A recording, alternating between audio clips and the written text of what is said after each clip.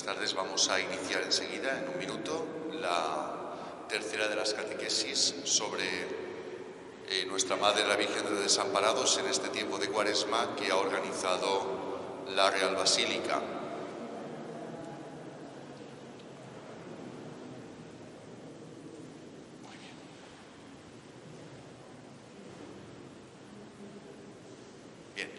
Vamos a comenzar porque está previsto que también puedan seguir en directo desde el canal de YouTube de la Basílica esta conferencia, esta catequesis, aquellos que nos están viendo, como digo, por este canal, y por eso vamos a ser puntuales. Mira,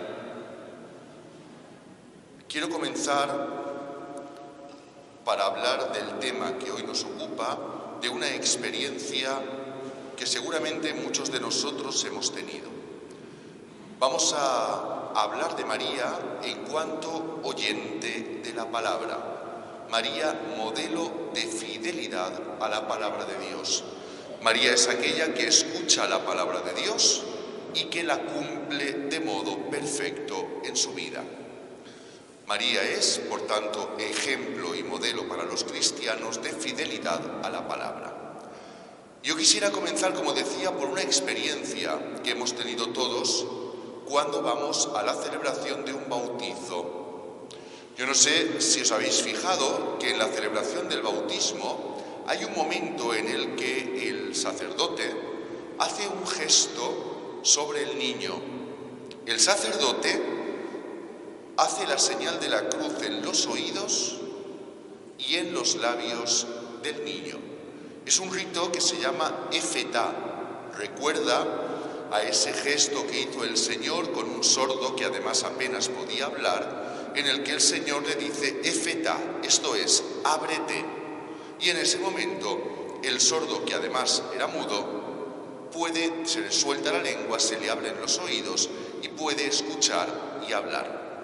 Pues bien, este gesto en la liturgia del bautizo tiene un significado que nos dice la propia palabra que dice el sacerdote cuando hace el gesto. Dice: el Señor Jesús, que hizo oír a los sordos y hablar a los mudos, te conceda a su tiempo escuchar su palabra y proclamar la fe para alabanza y gloria de Dios Padre.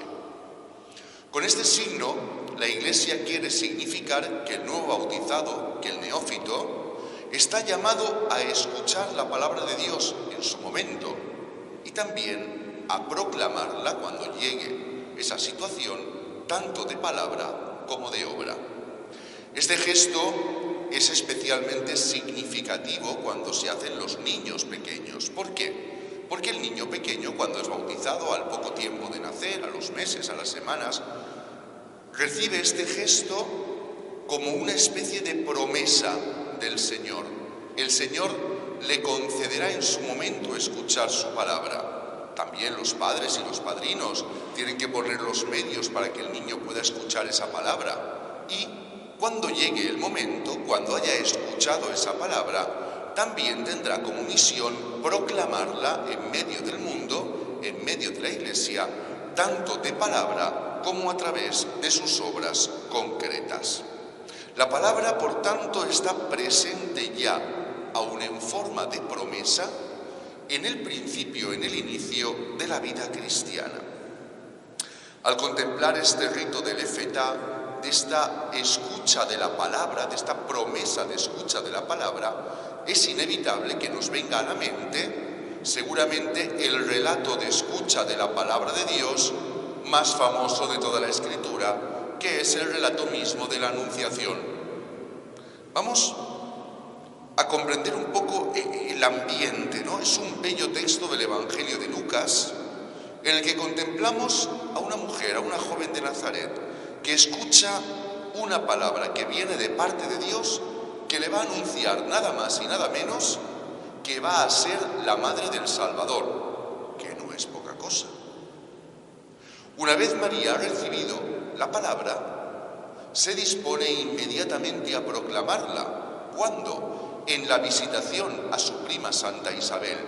María escucha la palabra, la acoge en su seno e inmediatamente se pone en camino de obra y de palabra le proclama esa palabra a su prima Isabel mediante el canto del Magnificat, que no deja de ser un resumen impresionante de toda la obra que Dios ha hecho a través del pueblo de Israel y que ahora se concentra en María y que a partir de ella se va a abrir a toda la humanidad.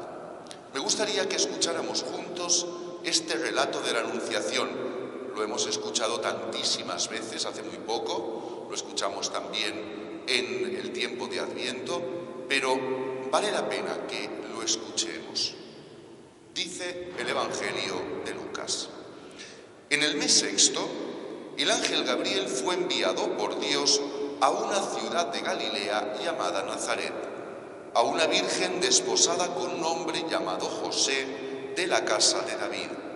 El nombre de la virgen era María. El ángel, entrando en su presencia, dijo: alégrate, llena de gracia, el Señor está contigo. Ella se turbó grandemente ante estas palabras y se preguntaba qué saludo era aquel. El ángel le dijo: no temas, María, porque has encontrado gracia ante Dios. Concebirás en tu vientre y darás a luz un hijo, y le pondrás por nombre Jesús. Será grande, se llamará Hijo del Altísimo. El Señor Dios le dará el trono de David su padre. Reinará sobre la casa de Jacob para siempre, y su reino no tendrá fin. Y María dijo al ángel: ¿cómo será eso? Pues no conozco a varón. El ángel le contestó: el Espíritu Santo vendrá sobre ti y la fuerza del Altísimo te cubrirá con su sombra. Por eso el santo que va a nacer será llamado Hijo de Dios. También tu pariente Isabel ha concebido un hijo en su vejez y ya está de 6 meses la que llamaban estéril, porque para Dios nada hay imposible. María contestó: aquí está la esclava del Señor, hágase en mí según tu palabra. Maravilla el relato, Todo el relato, si os fijáis, está envuelto en un ambiente de una gran ternura. El ángel trata con una ternura especial a María. Se ve incluso la propia inocencia de María en el modo de preguntar. Hay un ambiente de sorpresa. ¿Qué está pasando? Hay algo que María no acaba de entender y comprender. Pero al mismo tiempo que hay esta ternura y esta sorpresa, nos encontramos una gran solemnidad. El anuncio del ángel tiene un tono tremendamente solemne, importante. No estamos ante una ocasión menor, no. Estamos ante el centro mismo de la historia de la salvación. Estamos tocando con los dedos el designio de salvación de Dios nuestro Padre. Nada más y nada menos que le anuncian a esta joven doncella que va a ser la madre del Redentor. En el relato María se nos presenta como una mujer sencilla, una mujer que aparece sin ninguna característica extraordinaria. Nosotros sabemos que María fue protegida del pecado original desde el momento de su concepción, pero no se le notaba, quiero decir, exteriormente. Era una doncella de Nazaret. Seguramente hubiera pasado por la calle y ni nos hubiéramos fijado en ella. Era una mujer, una chica normal y corriente. Y una joven de Nazaret, desposada, pues como tantas chicas de su edad, con muchísima ilusión, con una vida llena de planes, con su prometido José, llena de esperanzas, también de dudas acerca de qué depararía el futuro, cómo iban a mantenerse, cómo iban a vivir, qué iban a hacer con la familia. La típica chica que estaba prometida ya a punto de casarse. Y en este contexto, María tiene una experiencia muy potente y reveladora de parte de Dios. El ángel Gabriel se le presenta y le comunica una gran noticia. Dios la ha elegido para ser la madre del Salvador. María escucha atentamente el mensaje del ángel, pero ese mensaje lo primero que le suscita son dudas, preguntas. ¿A qué viene este saludo? ¿Cómo será eso? Pues no conozco a varón. El ángel, con este tono solemne, le va aclarando esas dudas. Seguramente no todas las que en ese momento pasaban por la mente de María, pero cuando Gabriel le muestra, le informa de lo que ha sucedido con su prima Isabel, María, aun albergando muchísimas dudas, se pone en manos de Dios y pronuncia las que seguramente serán las palabras más importantes pronunciadas por un ser humano en toda la historia de la humanidad. He aquí la esclava del Señor, hágase en mí según tu palabra. A continuación nos dice el relato del Evangelio de Lucas que María se pone en camino para visitar a Isabel. Es un camino largo, No había línea de metro ni había autobús que te llevara. Había que hacerlo a pie. Había que ir a la montaña porque su prima Isabel vivía en la montaña de Judea. Pero María lo realiza con alegría, porque tiene una fuerte motivación poder servir a su prima, que está en una situación un poco complicada debido a su embarazo a una edad bastante avanzada. Allí al llegar, el propio hijo de Isabel, Juan el Bautista, salta de alegría y de gozo en el seno materno, y María alaba a Dios con el canto del Magnificat. El relato de la Anunciación y el de la Visitación son para nosotros una catequesis perfecta de lo que supone escuchar la palabra de Dios y acogerla en nuestra vida. ¿Qué sucede cuando yo escucho la palabra de Dios y realmente me la tomo en serio en mi vida? Lo que sucede en el relato de la Anunciación y en el de la Visitación.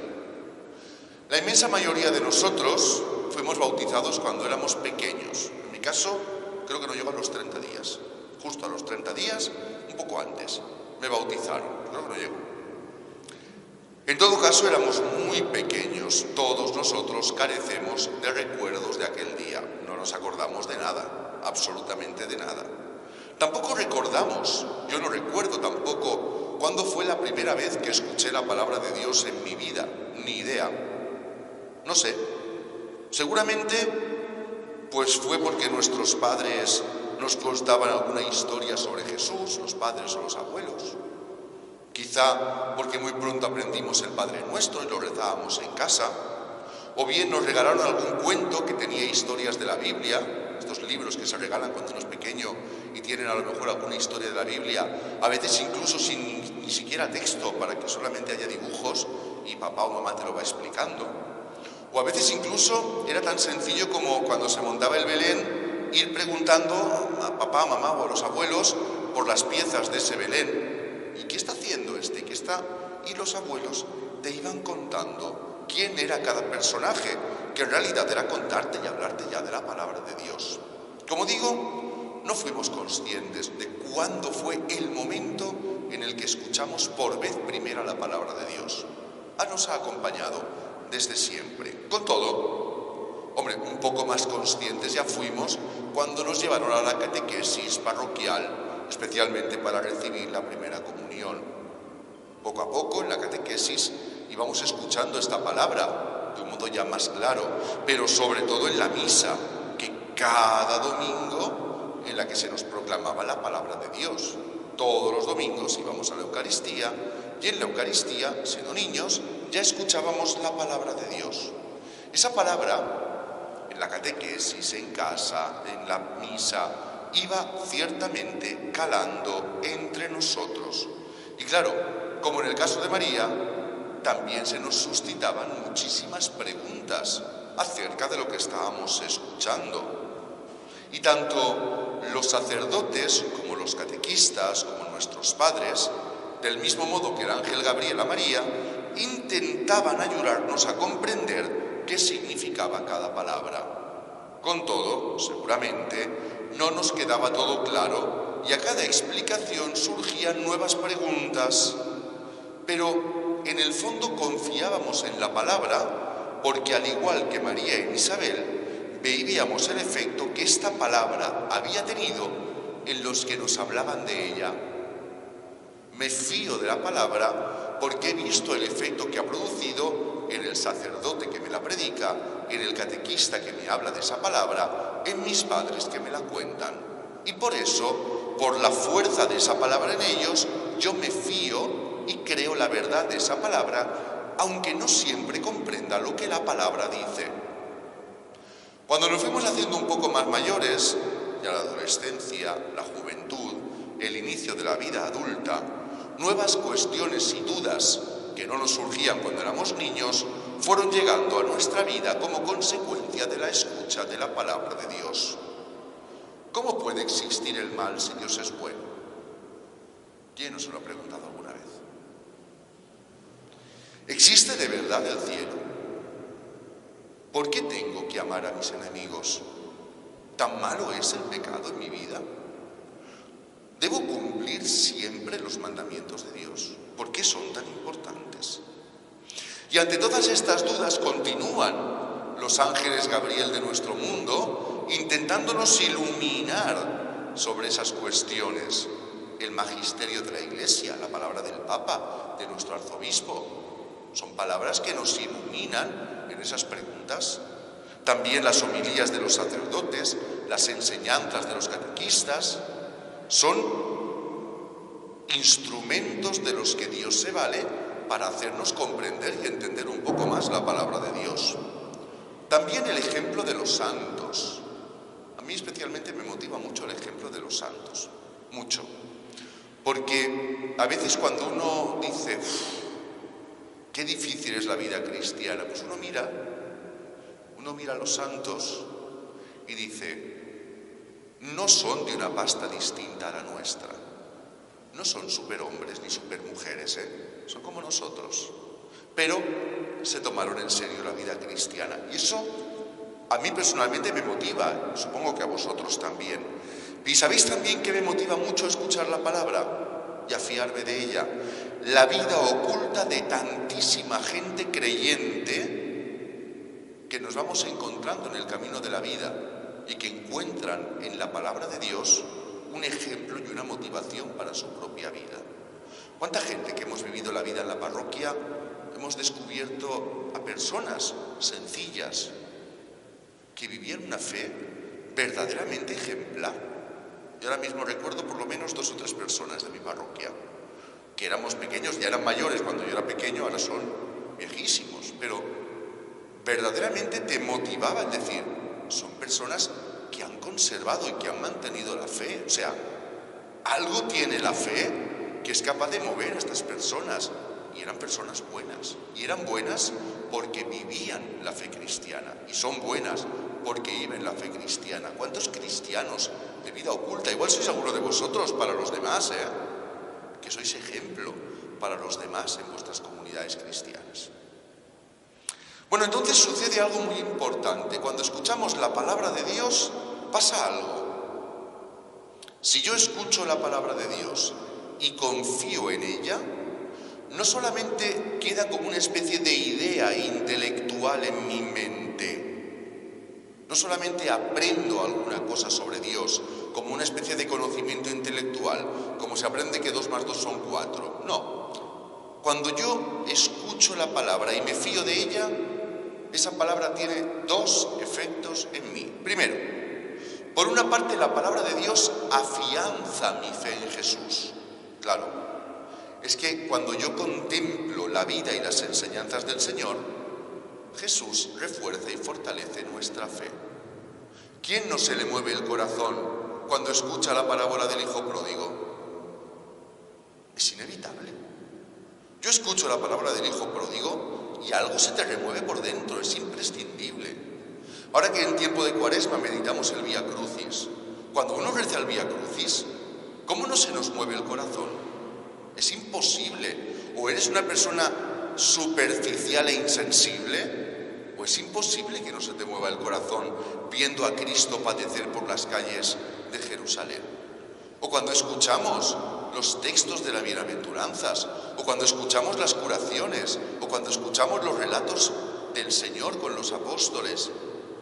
Todos esos aspectos de la vida del Señor refuerzan nuestra fe, porque descubro que en ese Dios de Jesucristo vale la pena creer.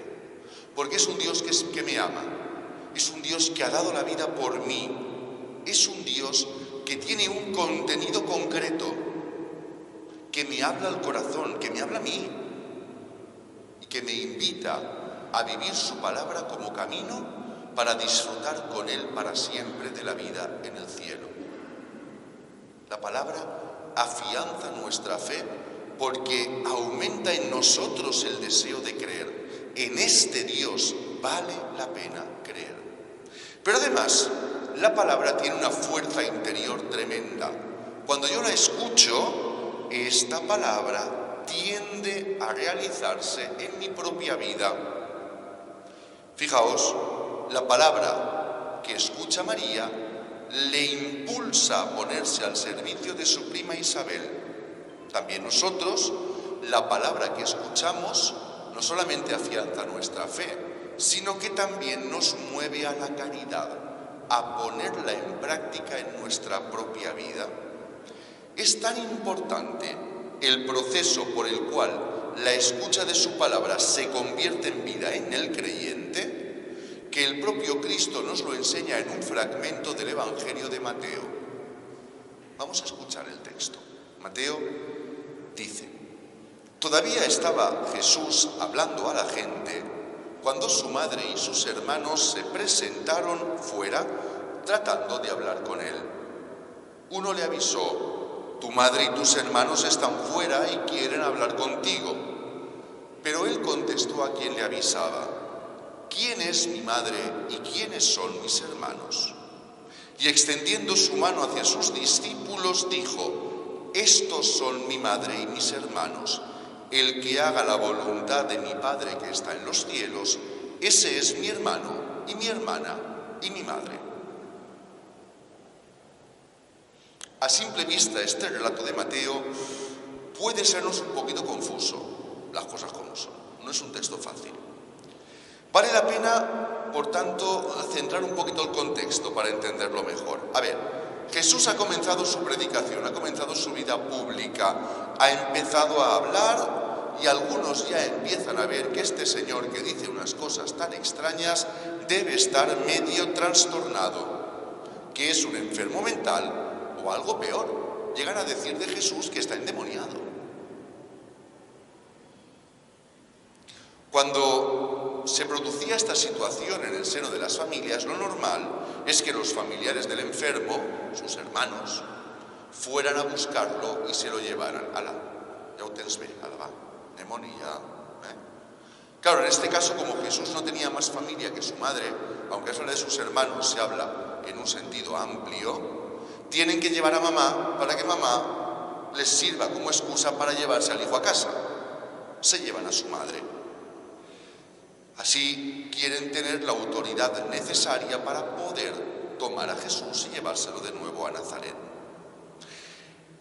En este contexto se presenta la familia de Jesús y el mismo Señor hace la pregunta acerca de quiénes son en realidad su familia y dice: el que hace la voluntad de mi Padre que está en el cielo. ¿Quién es la familia de Jesús? Quien hace la voluntad del Padre que está en el cielo. Y aquí pues para Cristo la importancia que tiene el cumplimiento de la palabra de Dios que escuchamos y por tanto la ejemplaridad de María.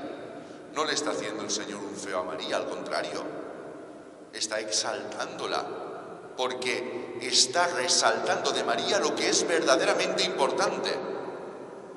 María es la que ha escuchado y ha cumplido a la perfección la palabra de Dios y por eso ha sido la madre de Jesús.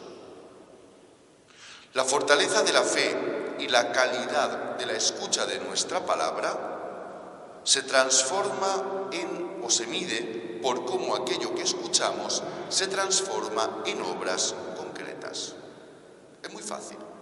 Pasar el control de calidad de la palabra de Dios que escuchamos cada domingo. Yo voy a misa el domingo, escucho la palabra de Dios. ¿Cómo sé si esa palabra verdaderamente ha profundizado y ha entrado en mi vida? He de mirar mis obras. Si mis obras son concordes a esa palabra, entonces es que la he escuchado bien. Si mis obras son absolutamente en desacuerdo con la palabra que he escuchado, tengo que afinar el oído para escucharla mejor la próxima vez. Es un buen termómetro, un buen control de calidad para saber cómo es mi escucha de la palabra de Dios. El Santo Padre, el Papa Francisco, en la exhortación apostólica Evangelii Gaudium, nos habla de la importancia de la palabra de Dios en la vida de la Iglesia. Vamos a leer este texto del número 175, no es muy largo. Dice el Papa: el estudio de las Sagradas Escrituras debe ser una puerta abierta a todos los creyentes. Es fundamental que la palabra revelada fecunde radicalmente la catequesis y todos los esfuerzos por transmitir la fe.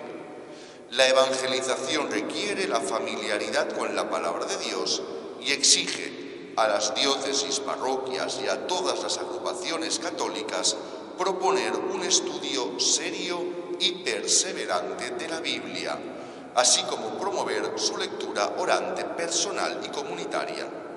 Nosotros no buscamos a tientas ni necesitamos esperar a que Dios nos dirija la palabra, porque realmente Dios nos ha hablado. Ya no es el gran desconocido, sino que se ha mostrado. Acojamos el sublime tesoro de la palabra revelada. Todos los cristianos recibimos, por tanto, la misión de escuchar, anunciar y proclamar de palabra y de obra a Cristo resucitado, que es el único Salvador del mundo ayer, hoy y siempre. Esta misión profética del cristiano, anunciar a Cristo, es ante todo, y yo creo que más urgentemente en este momento, de orden moral. Y es que no hay mayor testimonio de Jesús que una vida según sus mandatos, siguiendo sus orientaciones y enseñanzas. Es lo más contracultural que podemos hacer hoy. Hoy no hay nada que contraste más con la cultura dominante que vivir el Evangelio y que vivir lo que el Señor nos pide, sus orientaciones y enseñanzas.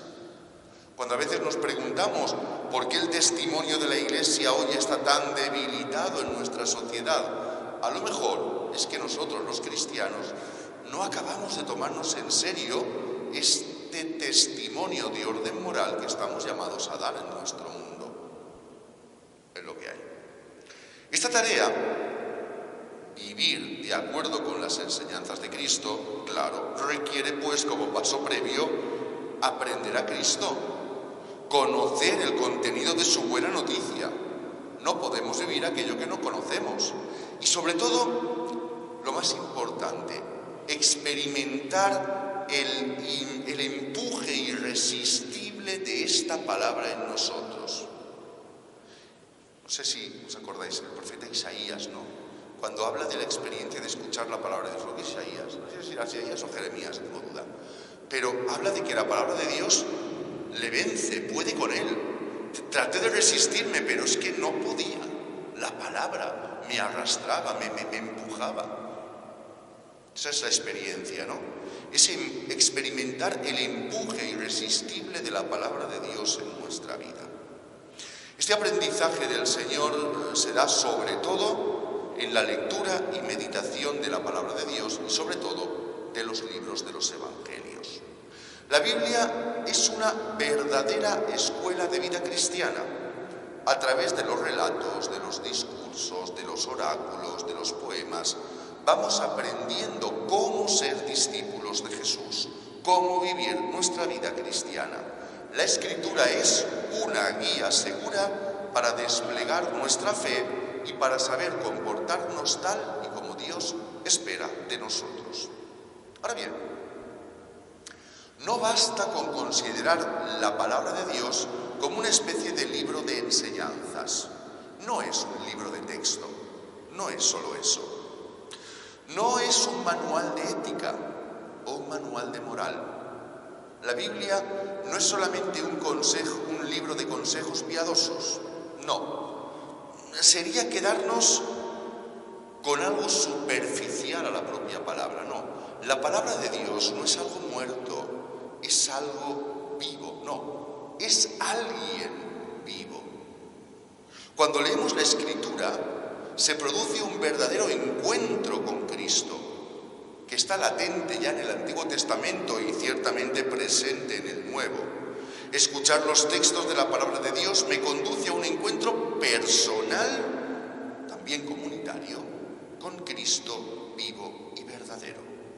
Es una palabra viva porque el viviente, Jesús, se acerca a mí, me habla al corazón, me conquista con sus enseñanzas, me alienta con sus relatos, eleva mi espíritu, me invita a imitarle y a seguirle con mis actitudes.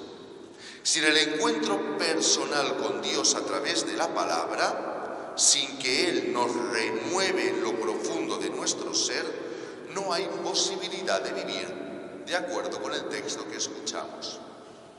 No solamente cuando leo la palabra de Dios, yo leo, tienes que amar a tu enemigo. Si yo lo leo como una letra muerta, no deja de ser un consejito espiritual. Bueno, le podré hacer más o menos caso, no es eso. Es que cuando yo leo, tienes que amar a tu enemigo, lo que veo es esto. Es la cruz de Jesucristo.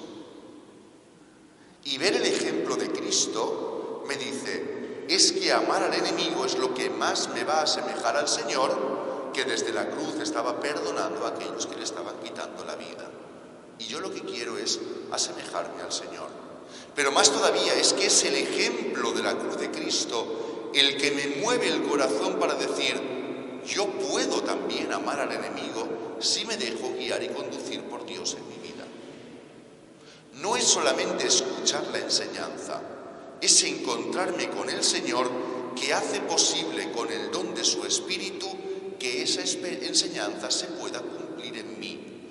Por eso es una palabra viva, porque no solamente la escuchamos, sino que el viviente nos la mete en el corazón y con su gracia nos ayuda a hacer la vida en nosotros, si nos dejamos claro, evidentemente.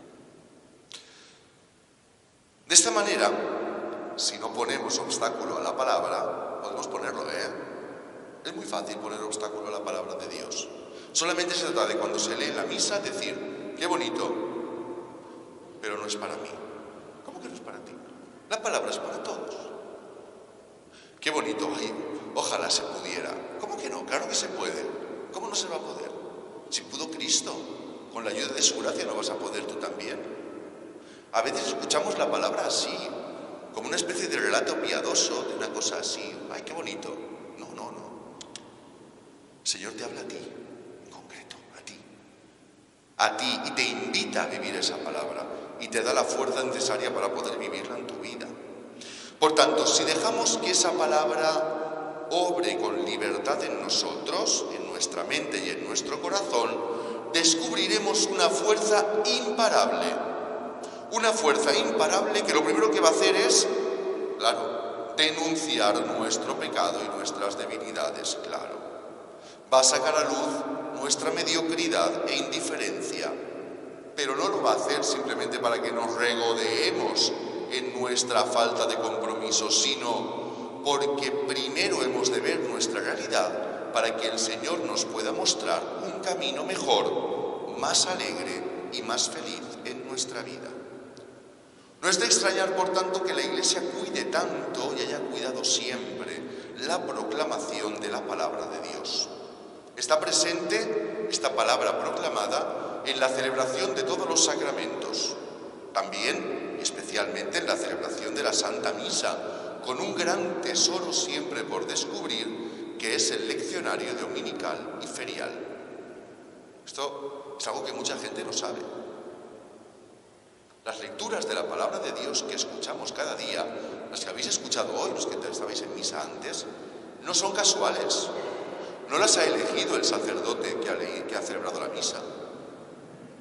Son un don de la Iglesia. Es la Iglesia la que ha establecido qué debe leerse cada día del año. Y hoy, en toda la Iglesia universal del rito romano, hemos leído los mismos textos de la palabra de Dios.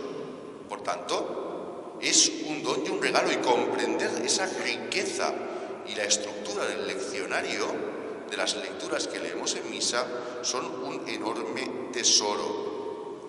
La lectura de la Escritura en la Santa Misa es nuestra primera puerta de acceso a la palabra de Dios en la vida de la Iglesia. Es el momento en el que más escuchamos la palabra de Dios en nuestra vida, en la Eucaristía. Pero también esta palabra de Dios tiene protagonismo en la catequesis, en la formación cristiana, ya que conocer la Biblia es conocer a Cristo. No es de extrañar, por tanto, que en la catequesis se haya reservado un papel muy relevante a la lectura de la Escritura y no podemos descuidarla, especialmente en la transmisión de la fe a los niños y a los jóvenes. También se nos habla de la palabra de Dios y se nos ayuda a comprenderla en la homilía, que es la exposición de las lecturas bíblicas proclamadas en la celebración que los sacerdotes debemos cuidar con especial esmero, porque es el modo de hacer presente esa fuerza de la palabra en la vida de los fieles que nos escuchan. ¿Qué podemos hacer, pues, nosotros para, de alguna manera, escuchar esta palabra? En primer lugar, lo primero es la lectura asidua de la palabra de Dios. A ver, seamos sinceros. ¿Cuántos de nosotros seríamos capaces de proclamar de memoria un texto bíblico? Cualquiera. No me vale el Magnificat ni el Padre Nuestro, que ya sé que están en la Biblia, pero eso no vale, ni el Benedictus. Un texto bíblico, ¿cuántos seríamos capaces de proclamarlo, de decirlo de memoria? O por ejemplo, si yo ahora preguntara, no lo voy a hacer, si yo preguntara, a ver, cuéntame 4 parábolas del Evangelio, ¿cuántos seríamos capaces de llegar a la número 4? O cuéntame 4 milagros, 4 de Jesús en los Evangelios, ¿cuántos seríamos capaces de llegar a contar los 4? Es algo que nos debe pesar en el corazón. Tenemos, en general, los católicos, un conocimiento escaso y superficial de la Escritura. Los sacerdotes también. Bueno, bien, no digo más. Es decir, tenemos un conocimiento muchas veces escaso y superficial de la Escritura. Y esto no puede ser. No puede ser. ¿Cómo vamos a saber vivir nuestra vida cristiana si nos falta el manual de instrucciones? Y sobre todo, si nos falta ese encuentro consciente con el Señor que nos interpele en la palabra que escuchamos. Lo primero que hemos de hacer es escuchar la palabra de Dios. ¿Cómo la podemos escuchar? Mirad, hay un modo sencillo: leer el Evangelio que se lee en la misa cada día. Lo tenemos en las aplicaciones de móviles o en los libritos de los Evangelios. Más fácil no puede ser. Cuando uno va de camino al trabajo en el autobús, pues coge y aparte de ver el Twitter y de ver el Facebook, pues mira también en la aplicación el Evangelio del día y lo lee. Es una manera también, primero, de conocer la palabra y segundo, de unirnos a toda la Iglesia universal que escucha esa palabra. Es, a mi entender personal, y uno de los instrumentos más importantes que tiene la Iglesia, leer la palabra de Dios que se lee en la Eucaristía cada día. Hay que buscar ese espacio. A lo mejor antes de la misa.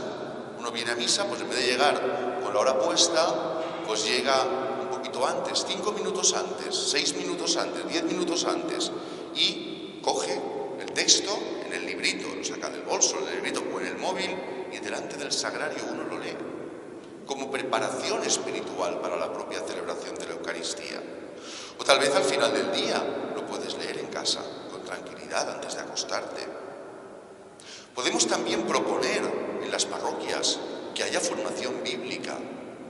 Muchas veces el propio párroco tiene conocimientos suficientes como para poder guiar al resto de la parroquia en unas sesiones de formación bíblica. ¿Por qué no podemos sentarnos y decir, oye, ¿por qué no estudiamos el Evangelio de Marcos y lo leemos juntos, de principio a fin? O leemos la primera carta a los Corintios, por ejemplo, que es súper interesante. ¿Por qué no nos juntamos para escuchar juntos la palabra de Dios? Y además que nos la vayan explicando de una manera más sistemática. Pero, sobre todo, lo más importante, dejémonos interpelar por la palabra de Dios que escuchamos. No la podemos dejar como algo exterior a nosotros, como algo, bueno, ahí está, pero yo me alejo lo más posible de la palabra. No, hay que dejarse interpelar por esta palabra y ponerla en práctica en nuestra vida. ¿Y a quién tenemos de ejemplo nosotros? ¿A quién podríamos poner de ejemplo de una persona que escucha la palabra y se deja interpelar por ella? Hombre, estando en esta casa, el Padre Jofré. El Padre Jofré, que está en el origen de la devoción a nuestra Madre Santísima, la Virgen de los Desamparados. Él escuchó la palabra y se dejó interpelar por el trato degradante que estaba viendo que se le estaba dando a unos enfermos mentales en su tiempo. Y viendo ese trato degradante y conociendo la palabra de Dios y habiéndola hecha suya, esa palabra que él proclamó en la catedral movió el corazón de la gente que le estaba escuchando para comenzar, iniciar ese caudal de devoción y de caridad tan importante que hoy ha cristalizado en la devoción del pueblo valenciano a esta imagen de Nuestra Señora, la Virgen de los Desamparados. Fijaos, una palabra, una experiencia, una palabra proclamada por el Padre Jofré en la catedral, y fijaos en qué se ha convertido, no solo en la imagen, en todas y en cada una de las obras de caridad que realiza la propia Real Basílica y su archicofradía, pero también en todas las obras de caridad que cada uno de los fieles individualmente, a los pies de nuestra Madre Santísima, le han podido ofrecer a lo largo de los siglos. Porque el ejemplo de María, Madre de los Desamparados, nos invita a amparar a aquellos que lo pasan mal en el camino de la vida. ¿Cuántas obras de caridad podríamos amontonar ante la imagen de la Santísima Virgen a través de todos estos siglos de devoción? Muchísimas, incontables. Pues bien, también hoy, 100 años después de la coronación de nuestra Madre Santísima, la imagen de la Virgen de los Desamparados, también nos tenemos que dejar interpelar por esa palabra y transformarla en buenas obras, transformarla en obras de caridad. De alguna manera somos invitados a hacer lo que hizo María, salir de nuestra casa y correr las montañas de Judea para auxiliar a tantas Isabel como nos necesitan y que recibamos el elogio del Señor. ¿Quiénes son mi madre y mis hermanos y mis hermanas? Los que escuchan mi palabra y la cumplen. Pues ojalá que nosotros seamos de esa familia de Dios que escucha su palabra y la cumple en su vida. Quisiera terminar esta reflexión, esta catequesis, con una oración a nuestra Madre, la Virgen María, del Papa Francisco. Gracias, oh Santa Madre del Hijo de Dios, Jesús, Santa Madre de Dios. Gracias por tu humildad que ha atraído la mirada de Dios. Gracias por la fe con la que has acogido su palabra. Gracias por el coraje con el que has dicho, aquí me tienes, olvidándote de ti, fascinada por el amor santo, hecha toda una con su esperanza. Gracias, oh Santa Madre de Dios, ruega por nosotros, peregrinos en el tiempo, ayúdanos a caminar por el camino de la paz. Amén. Santa María, Madre de los Desamparados, ruega por nosotros. Bueno, agradeceros a todos vuestra asistencia y recordaros que mañana a la misma hora tendrá lugar la última de las catequesis que, si no me equivoco, es sobre María, modelo de caridad, la va a dar don Álvaro Almenar, el vicerrector de esta casa. Pues estamos todos invitados. También saludar a la gente que nos ve por el canal de YouTube y decirle que mañana a la misma hora también podrán seguir esta catequesis en directo.